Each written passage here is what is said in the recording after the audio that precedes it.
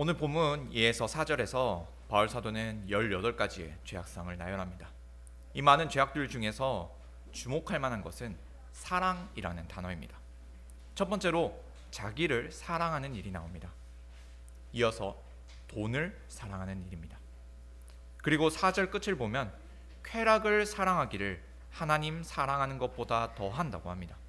여기서 쾌락을 사랑하기를 하나님 사랑하는 것보다 더 한다는 이 말은 곧 쾌락을 사랑하고 하나님을 사랑하지 않는다는 의미입니다. 이를 분리해서 보자면 쾌락을 사랑하고 또 하나님을 사랑하지 않는다, 이렇게 나눌 수 있겠습니다. 이렇게 열거된 죄들 중에서 오늘 중점적으로 다루려고 하는 부분은 자기를 사랑하는 일입니다. 첫 번째로 제시된 이 자기 사랑은 결국 마지막에 나오는 하나님을 사랑하지 않는다는 결론에 다다릅니다. 자기를 사랑하는 일환으로서 돈과 쾌락을 사랑하고 결국에는 하나님을 사랑하지 않는 목적지에 이릅니다. 어떤 면에서 보면 자기를 사랑하는 일을 마냥 죄라고 할 수는 없을 겁니다.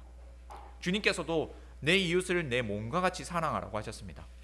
이웃을 사랑할 때에 나의 몸을 사랑하듯이 해야 한다는 겁니다. 내 몸, 곧 나 자신을 사랑해야 하는 겁니다. 하지만 나 자신을 사랑하는 일보다 우선되는 것은 하나님을 사랑하는 일입니다. 하나님을 진정 사랑할 때에 나 자신도 참으로 사랑할 수 있습니다. 하나님을 참으로 알 때에야 비로소 우리는 정말로 나 자신이 어떤 존재인지 알게 됩니다. 하나님이 없는 나에게서는 죄와 비참함밖에 발견할 수 없습니다. 그러나 동시에 하나님 안에 있는 나는 하나님의 형상이라는 것을 깨달을 수 있습니다. 하나님의 형상이니 나 자신은 존귀한 존재이며 사랑할 수 있는 존재입니다. 그런데 문제는 하나님이 없는 자기 자신을 사랑한다는 겁니다. 이는 참 교묘합니다. 세상 사람들도 자신을 사랑하라고 합니다. 존중하라고 합니다. 그렇게 보면 자기 자신을 사랑하는 그 자체는 결과적으로 똑같아 보입니다. 하나님 밖에 있는 사람이나 하나님 안에 있는 사람이나 겉으로 보면 똑같이 자기 자신을 사랑합니다. 겉보기에는 자신을 사랑한다는 점에서 똑같다는 거죠. 이 교묘함이 되레 신자들의 마음에 깊이 침투하여 세상의 교훈을 무분별하게 받아들이게 만듭니다. 요즘 사람들이 결혼을 하지 않으려고 한다지만 생각보다는 결혼을 많이 합니다. 이제 봄도 되었고 코로나로 인한 규제도 없다 보니 주변에서 결혼 소식들이 많이 들립니다. 결혼을 하지 않으려는 사람들의 소문도 많이 듣기는 하지만 그래도 많은 사람들이 결혼을 하고 싶어 하고 또 많이들 합니다. 그러나 진짜 문제는 결혼을 해도 아이는 갖지 않으려 한다는 것입니다. 결혼과 출산은 별개의 문제인 것이죠. 작년 기준으로 가임 여성의 출산율이 0.78명에 그쳤다고 합니다. 한 사람에 한 명도 낳지 않는 거죠. 이에 대해 수많은 전문가들이 원인과 대책을 내놓고 있지만 그다지 효과는 없습니다. 왜 그럴까요? 왜 사람들이 아이를 낳지 않으려고 하는 걸까요? 여러분들도 이에 대해 저마다의 생각이 있으실 겁니다. 다 좋은 생각들이겠지만 그보다 앞서 성경은 어떻게 말씀하는지 함께 찾아보겠습니다. 디모데전서 3장 1절입니다. 너는 이것을 알라. 말세에 고통하는 때가 이르러. 말세가 오면 고통하는 때가 이른다고 합니다. 여기서 말세는 말 그대로 마지막 날을 의미합니다. 세상이 끝나는 마지막 날로 생각할 수도 있겠지만 여기서 날은 특정한 하루, 특정한 날이 아니라 좀 더 긴 기간으로 볼 수 있습니다. 바로 주의 성령께서 강림하신 오순절 날부터 세상의 끝날까지의 모든 기간을 말세라고 할 수 있습니다. 그러므로 바울 사도가 디모데에게 편지를 쓰고 있는 그 시대나 지금 우리의 시대나 동일하게 말세입니다. 따라서 시간이 끝으로 갈수록 더 고통의 시간이 오는 것이 아니라 말세를 살아가는 모든 신자들은 늘 고통을 겪고 있었습니다. 디모데가 겪고 있는 그 당시나 오늘날이나 크게 다르지 않은 겁니다. 똑같이 거짓 교사들은 사람들을 미혹하여 자기를 사랑하도록 부추깁니다. 그들의 간악한 이 행동은 하나님의 첫 교회에서도 똑같았습니다. 아담 역시 자기를 더 사랑했기에 뱀이 주는 유혹에 쉽게 넘어갔던 겁니다. 하나님과 같이 되고자 하는 자기 사랑으로 인해 하나님을 사랑하지 않았고 하나님의 명령에 불순종했습니다. 디모데가 목회하는 현장도 그랬고 지금 우리의 시대도 똑같습니다. 범법한 조상 아담을 꼭 닮은 사람들은 하나님을 떠나서 자신을 사랑하는 죄를 짓고 있습니다. 이처럼 언제나 죄인은 자기를 사랑하는 죄를 짓고 있습니다. 오늘날에는 출산하지 않으려는 모습을 통해서 죄악된 자기 사랑을 표출하기도 합니다. 여성들은 출산과 육아로 시간을 보내게 되면 경력이 단절된다고 합니다. 사회 속에서의 자신의 역할이 있었는데 더 이상 그 일을 하기 어렵다는 겁니다. 출산과 육아 때문에 세상 속에서의 자아 실현을 할 기회를 박탈당한다고 느끼고 있는 겁니다. 자아 실현, 이거 참 애매한 말입니다. 분명 나쁜 말은 아닙니다. 우리 모두에게는 세상에서 해야 할 소명과 역할이 있습니다. 한 신자로서나 한 기독 시민으로서, 국가의 시민으로서 교회와 세상 가운데 다해야 할 역할이라는 것이 분명히 있습니다. 그렇기 때문에 여성의 경력 단절을 당연시해도 된다는 그런 말에서 지금 말씀을 드리는 게 아닌 것을 미리 말씀드립니다. 다만 우리는 내가 하고자 하는 욕심을 소명이라는 이름으로 포장하지 말아야 합니다. 자아실현이라는 허울로 자기 욕심을 채우려 해서는 안 됩니다. 하나님은 대부분의 사람들에게 아주 고귀한 직분을 주셨습니다. 바로 부모라는 존귀한 직분을 주셨습니다. 특별한 경우를 제외하고는 많은 사람들이 하나님으로부터 부모라는 직분을 부여받았습니다. 그렇다면 우리는 부모로서의 자기를 실현할 필요가 있습니다. 따라서 육아 때문에 나 자신이 소멸당한다는 기분을 느낄 것이 아니라 이로 인해 더욱 부모로서의 직분과 소명을 실현시켜야 합니다. 출산과 육아는 자아 실현을 방해하는 행동이 아니라 하나님 앞에서의 자신을 더욱 빛낼 수 있는 기회입니다. 하지만 세상의 거짓 교사들은 다른 교훈을 줍니다. 무엇보다도 우선 자기 자신을 사랑하라고 합니다. 자신을 사랑하고 존중하는 것 참 좋은 일입니다. 그렇지만 죄인인 자신을 사랑하는 자들에게 있어서 타인을 위한 희생은 어리석은 일에 불과합니다. 무엇보다도 자기를 먼저 생각하고 자기를 가장 사랑하기 때문에 남을 위해서 희생한다는 것은 상상할 수도 없는 일입니다.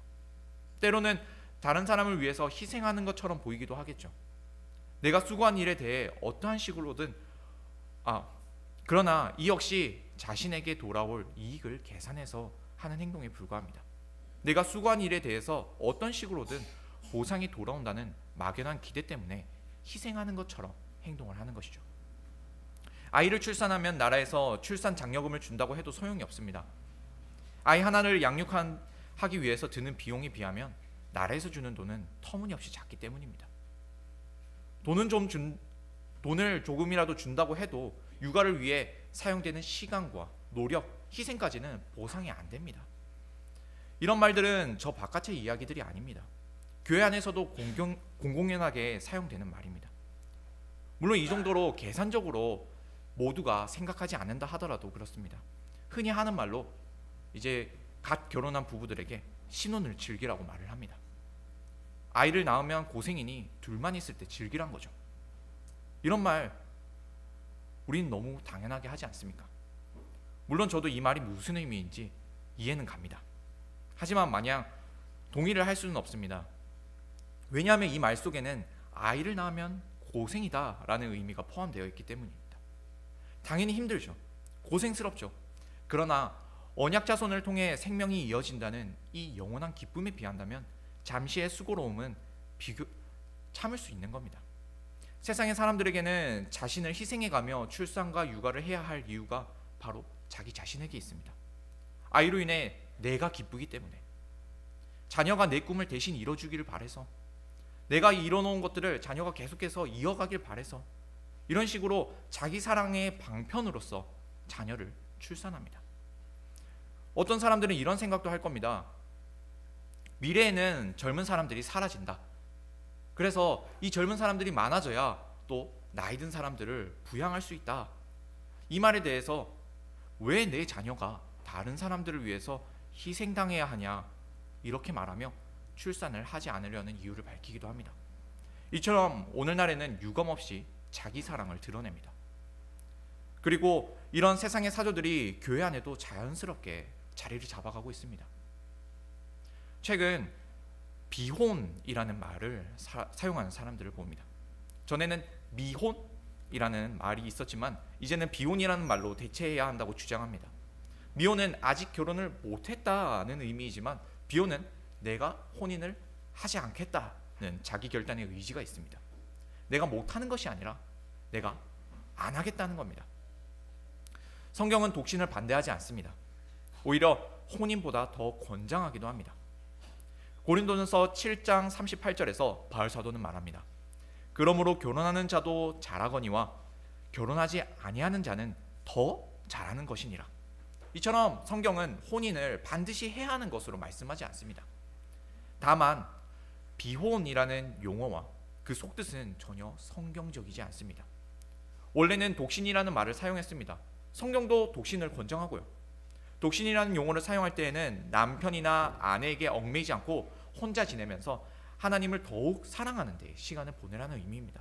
물론 불신자들에게 있어서도 독신은 결혼만 하지 않는 것이 아니라 정말로 이성을 만나지도 않고 홀로 지내는 것을 의미합니다.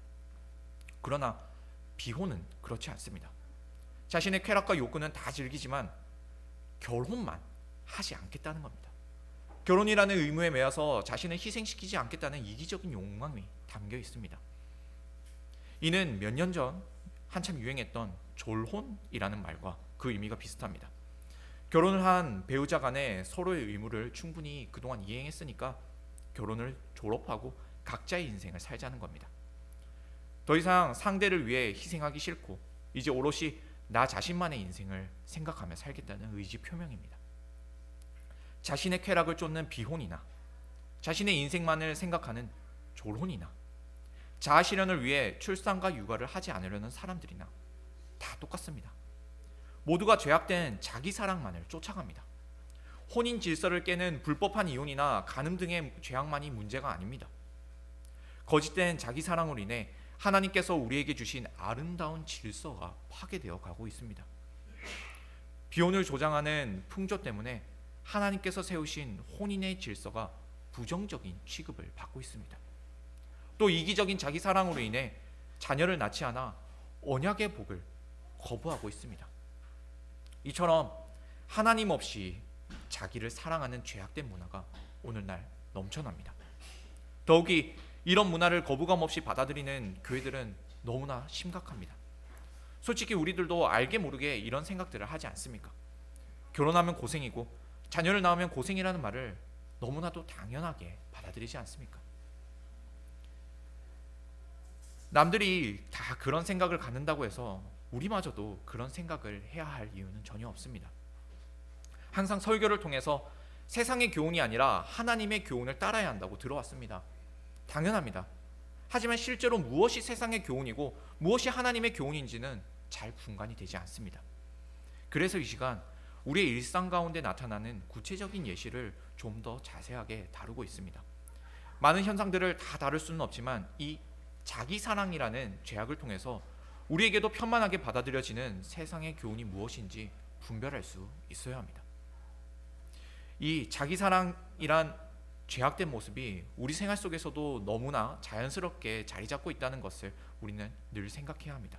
그리고 우리에게 얼마나 정확한 분별력과 지혜가 있어야 하는지도 느낄 수 있어야 합니다. 우리의 일상에서 나타나는 자기 사랑이라는 죄악은 혼인의 문제에서만 나타나지 않습니다. 요즘 저와 같은 세대들을 소위 MZ 세대라고 부릅니다. MZ 세대의 특징이 여럿 있지만 대표적으로 하나를 생각해 볼 수 있습니다. 그건 집단이나 타인을 위해서 자기 자신을 희생하지 않는다는 특징입니다. 전형적인 자기 사랑의 모습입니다. 물론 MZ 세대 모두가 누가 보아도 이기적일 정도로 자기만 사랑하지는 않을 겁니다. 하지만 이 세대는 분명 앞전 세대보다는 훨씬 자신을 사랑하는 일에 적극적이고 이 일을 당연하다고 여기는 것이 분명합니다.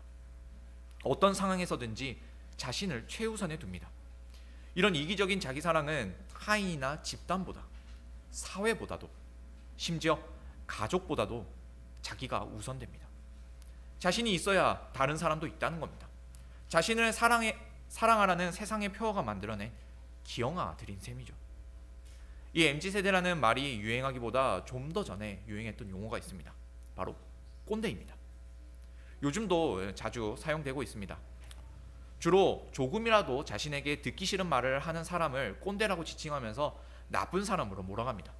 하도 유행을 하다 보니 요새는 좋은 꼰대도 있고 나쁜 꼰대도 있다 이렇게 나누기도 합니다. 결국은 꼰대라는 용어는 부정적인 이미지를 가지고 있다는 것은 변함이 없습니다. 당연히 소위 꼰대라고 불리는 사람들에게도 문제는 있습니다. 계급과 지위를 이용해서 갑질을 했기 때문입니다. 나는 맞고 너는 틀렸어. 혹은 내가 했으니 너도 당연히 그렇게 하는 게 맞다 라는 식으로 강압적인 언행들을 하는 것이 문제입니다. 당연히 이러한 부조리들은 문제가 많습니다. 하지만 이 정반대의 측면에서 볼 때에 아무나 꼰대라고 부르는 사람들에게도 큰 문제가 있습니다. 사회가 쉽게 꼰대라는 용어를 남발하도록 허용을 하니 아무에게나 꼰대의 잣대를 가져다 댑니다. 역으로 갑질을 하는 셈이죠. 자신에게 질서와 규율을 가르치는 사람에게 꼰대라는 타이틀을 씌워버립니다. 그러고는 자기중심적으로 행동을 합니다. 타인과 집단을 위해서는 조금도 양보하지 않으려고 합니다. 혹시 자신에게 손해가 될 것 같으면 가차없이 꼰대라고 손가락질하며 뒤돌아서 버립니다. 이것이 이기적인 자기 사랑을 당연하게 여기는 이 세대의 문화입니다. 이것보다 더 근본적인 문제는 부모 세대들이 이런 자녀들을 양육했다는 겁니다. 집안일이 있어도 너는 공부나 해, 너는 네 일만 하면 돼 라면서 자기중심적인 사람을 키워냈습니다. 가족과 이웃을 위해서 수고하는 것은 부모가 할 테니 너는 너를 위해서 공부만 하라고 했습니다. 그렇게 자기만 사랑해도 되는 것처럼 내 일만 하면 되는 것처럼 양육했던 겁니다. 이 자녀들이 자라 어느새 부모의 세대가 되어가고 있으니 이제 이 죄악된 자기 사랑은 걷잡을 수가 없습니다. 집단보다 내 생활만을 더 중요하게 여기고 가족보다도 내 시간을 더 필요로 하고 자녀보다 내 인생을 더 중요하게 여기고 결혼보다 내 쾌락을 더 중요하게 여깁니다. 처음에는 자신을 사랑하라고 그리고 자신을 존중하라고 아주 자연스럽고 예쁜 말로 시작을 했습니다. 그러나 죄인인 자신을 사랑한다는 것은 너무나도 끔찍한 일입니다. 자신의 죄를 먹고 마시는 일이 되니까 말입니다. 앞선 세대의 잘못된 교육 방식은 교회에서도 마찬가지로 일어났습니다. 한국의 교회 어디든 그랬습니다. 자녀가 가정과 교회에서의 신앙 교육을 제대로 받지 않아도 학교에서 성적만 좋으면 용서가 되었습니다. 먼저는 신앙이고 그 다음으로는 학교 공부라고 말만 할 뿐 부모의 태도는 신앙의 성장보다 성적의 상승을 더 기뻐했습니다.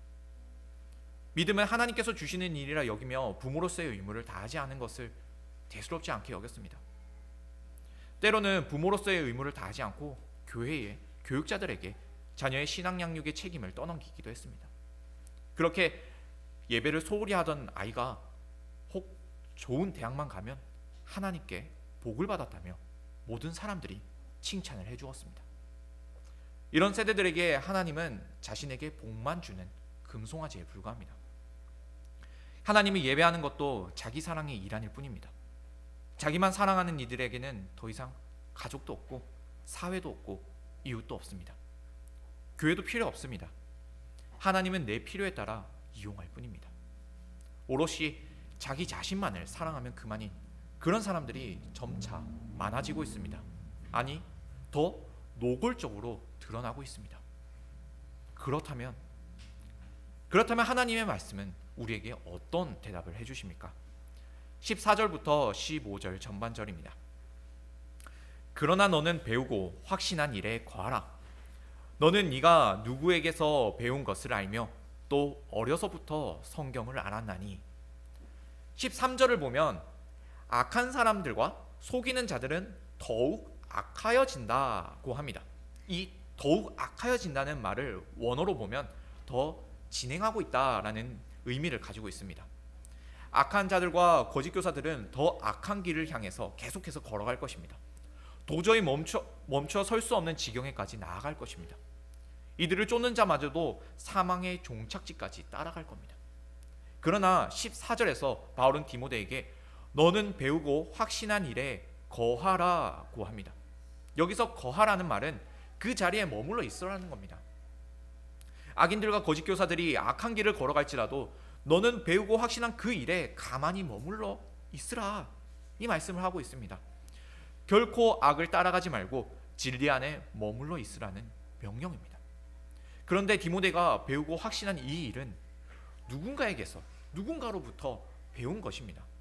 가만히 아무것도 없는 진공 상태에서 디모데에게 배우고 확신했던 것이 뚝 하고 떨어졌던 것이 아닙니다. 디모데가 배우고 확신할 수 있었던 이 진리는 앞선 선배들로부터 계속해서 전수를 받은 것입니다. 디모데는 어려서부터 외할머니 로이스와 어머니 유니게로부터 믿음을 전수받았습니다. 뿐만이 아닙니다. 앞선 10절과 11절을 보면 바울은 이미 디모데에게 자신의 교훈과 일들을 전수했다는 것을 알 수 있습니다. 과연 그렇습니다. 디모데는 어려서부터 부모와 선배로부터 성경을 배웠고 진리에 확신을 가질 수 있었습니다. 이처럼 신앙의 전수는 정말로 중요합니다. 출애굽을 하며 하나님은 언약 백성들에게 유월절의 규례를 주셨습니다. 언약 백성들은 대대로 이 규례를 지켜야 했습니다. 온 가족이 모여서 유월절 절기를 지킬 때에 그들의 자녀들이 물을 겁니다. 아버지, 왜 누룩이 있는 빵이 부드러운데 이렇게 뻑뻑한 누룩이 없는 빵을 먹어야 하나요? 그때 부모는 자녀들에게 하나님께서 행하신 구원의 일들을 알려줄 것입니다. 그렇게 자녀들은 부모로부터 신앙을 전수받는 겁니다. 또 나아가 자신의 자녀들에게도 신앙을 전수해 갈 겁니다. 길갈에 세워진 12돌을 볼 때에도 그랬습니다. 부모는 그 돌들을 보며 하나님의 구원과 인도를 자녀들에게 알려주어야 할 의무가 있었습니다. 꼭 자녀가 묻지 않는다 하더라도 신앙의 전수를 위해서 하나님께서 보이는 말씀인 성례를 성실하게 하실 것을 요구하셨고 부모들은 그 성례를 열심히 수행해야 했습니다. 이렇게 성례를 성실하게 행하는 가운데에서 자녀들은 배울 것이고 질문할 것입니다. 이런 교육을 통해서 다음 세대에까지 신앙이 이어집니다. 우리가 교회에서 성례를 할 때에 자녀들이 물을 겁니다. 아빠, 왜 저는 성찬의 빵을 먹을 수 없나요? 엄마, 왜 성찬식에서는 포도주가 아닌 다른 것을 마시면 안 되나요? 이러한 자녀들의 질문과 호기심은 갑자기 일어날 수 없습니다. 늘 교회 안에서 예배할 때에 이와 같은 질문을 던질 수 있습니다. 게다가 부모가 하나님과 교회를 사랑하는 행동을 보이며 자녀들은 더욱 관심을 가질 수밖에 없습니다. 자기 사랑이라는 죄도 갑작스럽게 일어나지 않았습니다. 먼저는 아담에서부터요. 바울의 시대에도 변함이 없었고 오늘날도 마찬가지입니다. 더욱이 부모로부터 이기적으로 자기만을 사랑하는 것을 전수받은 세대는 더욱 그렇습니다. 진공 상태에서 갑작스럽게 자기 사랑이라는 죄를 뚝 하고 갑자기 짓는 것이 아닙니다. 전수되어 온 죄악이 더욱 번성하여 이제는 더욱 노골적으로 죄를 짓고 있는 겁니다. 쑥스럽게 여기는 겸양의 미덕도 이제는 찾아볼 수 없습니다. 이렇게 하나님을 떠나 자기를 사랑하는 가르침에 대해서 우리는 분별을 할 수 있어야 합니다. 이 분별력, 곧 배우고 확신하는 이 지혜는 갑자기 하늘에서 떨어진 게 아닙니다. 부모로부터, 선배로부터, 직분자로부터 배워왔던 겁니다. 그렇게 신앙이 전수되어 갑니다. 나아가 이 가르침은 성경 안에 있습니다. 우리는 성경의 교훈 없이 자기를 사랑하는 죄에서 떠나라고 가르칠 수 없습니다. 성경이 없었다면 하나님을 참으로 알 수도 없고 하나님 안에서 나를 진정으로 사랑할 수도 없습니다. 따라서 우리는 오직 성경 안에서만 참 지혜를 발견해야 합니다. 15에서 16절입니다. 또 어려서부터 성경을 알았나니 성경은 능히 너로 하여금 그리스도 예수 안에 있는 믿음으로 말미암아 구원에 이르는 지혜가 있게 하느니라. 모든 성경은 하나님의 감동으로 된 것으로 교훈과 책망과 바르게 함과 의로 교육하기에 유익하니. 우리는 성경 안에서 그리스도 예수 안에 있는 믿음으로 말미암아 구원에 이르는 지혜를 발견할 수 있습니다. 또 성경 안에서 세상의 죄악을 분별하는 지혜를 찾을 수 있습니다. 성경이 아니고서는 어디에서도 참 하나님의 지혜를 발견할 수 없습니다. 하나님의 감동, 곧 하나님의 영, 하나님의 호흡으로 된 성경만이 우리에게 교훈과 책망과 바르게 함과 의로 교육하기에 유익합니다. 당연히 우리는 이 사실을 잘 알고 믿고 있습니다. 성경만이 우리에게 참된 길을 알려준다는 사실을 잘 알고 있습니다. 그러나 그게 그리 쉽지는 않습니다. 이단과 거짓 교사들 역시도 성경을 사용하지 않습니까? 그들도 성경을 통해서 거짓을 가르치는 것을 보면 성경만으로는 안 되는 것처럼 보입니다. 하지만 그렇지 않습니다. 오직 성경을 통해서만이 우리는 구원에 이르는 지혜를 얻습니다. 성경을 통해서만 세상의 죄악을 분별할 수 있는 지혜를 찾을 수 있습니다. 성경은 우리를 마땅히 교육하고 책망하고 바르게 하고 의로 교육합니다. 다만 앞서 말씀드린 것처럼 성경의 지혜가 아무것도 없는 진공 상태에서 슝 하고 우리 속에 들어오는 것이 아닙니다. 교회사 속의 신앙의 선배들과 예배 안의 직분자들을 통해서 전수되는 과정을 통해서 우리에게 옵니다. 이게 무슨 말이냐 하면 앞선 신앙의 선배들이 성경의 말씀을 통해서 고군분투하며 거짓 교사들과 싸웠던 과정과 그 결과들을 통해서 성경의 의미를 더 잘 배울 수 있다는 겁니다. 신앙 전수의 과정들이 교리나 교회사를 통해서 주어집니다. 그리고 성도 모두에게 도움이 되기 위해서 교회 안에는 직분자가 있습니다. 만약 이런 전수 과정들이 필요 없다면 우리는 다 자기 집에서 성경만 읽으면 충분할 겁니다. 교회를 가지 않아도 예배를 드리지 않아도 괜찮습니다. 하지만 하나님은 분명 교회 안에 직분자와 은혜의 방편들을 세우셔서 성경에 대해 더욱 깊이 배우고 확신할 수 있도록 해주셨습니다. 따라서 우리는 부모, 선배들, 직분자들을 통해서 성경의 지혜를 알아갈 수 있습니다. 또한 하나님께서 당신의 영을 통해서 성경을 기록하셨던 것처럼 우리에게도 하나님의 영을 부어주셔서 성경을 아는 지혜가 있기를 우리는 늘 항상 기도해야 합니다. 마지막으로 살펴볼 것은 이러한 일들이 일어나는 목적입니다. 첫째로 살폈던 것은 신앙은 전수의 과정을 통해서 온다는 것이었습니다. 두 번째는 성경을 통해서만 하나님의 지혜를 얻을 수 있다는 것이었습니다. 이 성경의 지혜를 통해서 구원에 이르고 세상의 죄악을 분별할 수 있습니다. 그리고 마지막으로 이 일들을 통해 나아가야 할 목적이 무엇이냐는 겁니다. 그 목적은 17절에 있습니다. 이는 하나님의 사람으로 온전하게 하며 모든 선한 일을 행할 능력을 갖추게 하려 함이라. 여기서 하나님의 사람은 누구를 가리키는 말일까요? 바울은 이 표현을 디모데에게 사용합니다. 디모데 전서 6장 11절을 보면 오직 너 하나님의 사람아 이것을 피하고 의와 경건과 믿음과 사랑과 인내와 온유를 따르며 라고 합니다. 디모데를 향해서 너 하나님의 사람아 라고 부릅니다.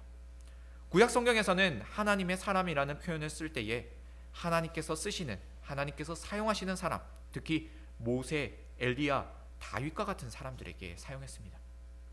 그들은 바로 직분자입니다. 디모데도 마찬가지로 직분자입니다.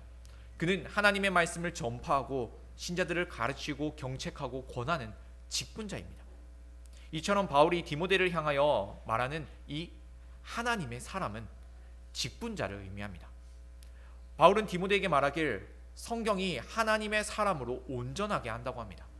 여기서 온전하게 한다는 이 단어도 특별합니다. 온전하다는 말은 자주 성경에 나오지만 이 원어는 여기서만 사용되는 특별한 단어입니다. 모든 요구에 충족할 수 있다는 의미입니다. 다시 말해서 성경에서 주는 지혜가 직분자로서 모든 요구에 충족할 수 있게 만들어준다는 겁니다. 결국 하나님께서 성경의 지혜를 통해서 요구하시는 바는 직분자로서 온전하게 되는 일에 있습니다. 직분자로서 온전하게 되어 모든 선한 일을 행할 능력을 갖추게 됩니다. 이 하나님의 사람, 곧 직분자라는 이 말은 모세, 엘리야, 다윗, 또 바울과 디모데에게만 적용되지 않습니다. 나아가 현재 교회의 직분자들에게도 적용됩니다. 목사와 장로와 집사 모두 성경의 지혜를 통해서 온전하게 되어야 합니다. 선배들로부터 전수받은 신앙을 이어받아 진리 안에 확신해야 합니다. 그리고 성도들에게 성경의 지혜를 전수해야 합니다. 구원에 이르는 지혜를 가르치고 세상의 헛된 교훈을 분별할 수 있도록 도와야 합니다. 이것이 직분자들에게 요구되는 바입니다. 그리고 성경의 지혜는 능히 직분자를 온전하게 만들 겁니다. 하나님께서 요구하시는 모든 선한 일에 충족되게 할 것입니다. 하지만 하나님의 사람으로서의 이 직분자는 목사, 장로, 집사의 직분에만 그치지 않습니다. 우리 모두가 다 직분자입니다. 부모로서의 직분을 가졌고 세상에 대해서는 왕 같은 제사장으로서의 직분을 가졌습니다. 어린 자녀들 역시도 앞으로 직분자로 성장해야 할 의무를 가졌습니다. 우리 모두 직분에 있어서 예외는 없습니다. 하나님은 우리 모두가 다 직분자 되기를 원하십니다. 하나님의 사람, 그리스도의 장성한 분량에까지 자라가기를 원하십니다. 그래서 모든 선한 일을 행하도록 하십니다. 다시 육아에 대한 세상의 사탕 발린 말을 생각해 봅시다. 세상은 독방 육아라는 말을 쓰면서 육아는 고생이고 희생인 것처럼 말을 합니다. 결국 생육하고 번성하라는 하나님의 명령에 불순종하게 만듭니다. 어린 자녀를 언약의 자녀로 보지 않고 돈이 많이 드는 어쩔 수 없는 존재로 전락시킵니다. 신혼을 즐기고 내 인생을 살라는 이 사탕 발린 말들은 하나님께서 부모에게 맡기신 언약의 직분을 망각하게 만듭니다. 결국 하나님을 떠나 자신만을 사랑하는 꼴이 됩니다. 세상을 살아갈 때에 자아 실현이나 좋은 대학에 진학하는 것이나 번듯한 직장에 취업하는 일도 거짓된 자기 사랑의 모습입니다.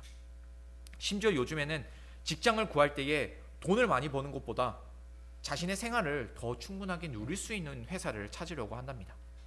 돈을 더 사랑하나 자기 생활을 더 사랑하나 전부 거짓된 자기 사랑의 모습일 뿐입니다.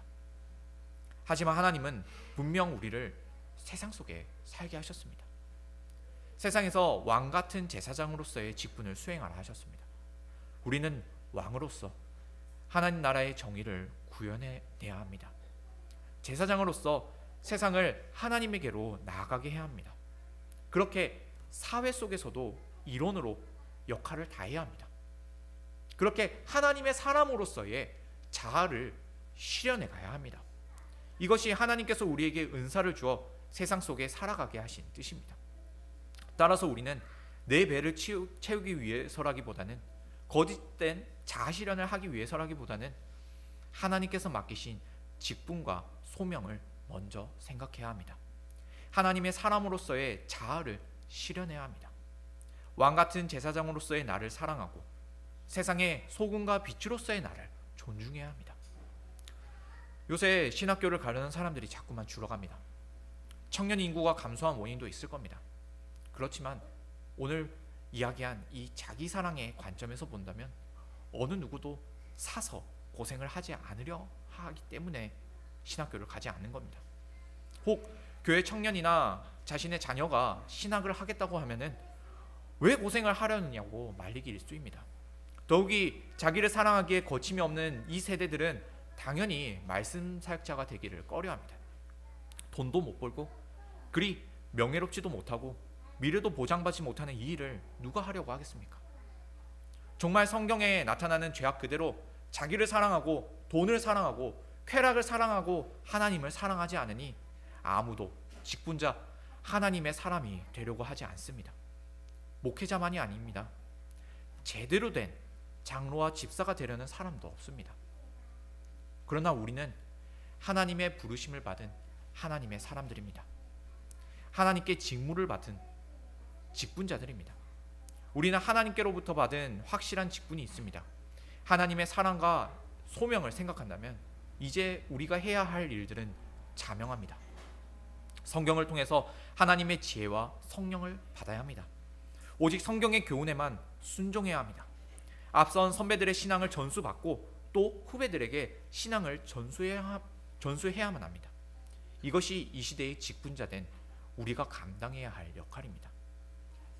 지금 여기에 하나님의 사람 되신 성도님들, 세상이 위장한 교묘한 가르침에 속지 맙시다.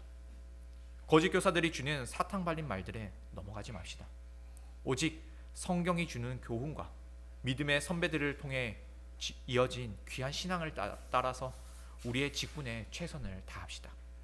우리 모두 하나님께 받은 직분과 소명이 무엇인지 깨달아 교회와 세상에서 빛과 소금의 역할을 감당할 수 있기를 바랍니다. 또 반드시 그렇게 해주실 우리 삼위일체 하나님만을 송축합니다. 아멘.